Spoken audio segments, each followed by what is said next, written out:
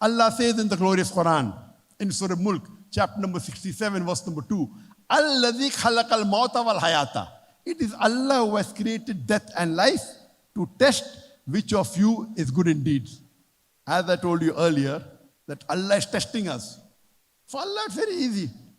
For Allah to make the Palestinian win over Israel, it's kun fayakun. Allah is testing us. Are they struggling and striving for the cause of Allah? Allah is testing all the human beings in the world. Are you standing for the truth?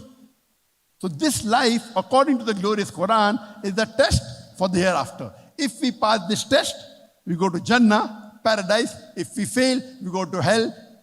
We go to Jahannam. Allah says in the Quran, in Surah Dariyat, chapter number 51, verse number 56, وَمَا خَلَقْتُ الْجِنَّ وَالْإِنسَ إِلَّا لِيَعْبُدُونَ. That we have created the jinn and the human beings not but to worship me. What is the purpose of our life? Why are we here? Have we ever thought, what are we doing here?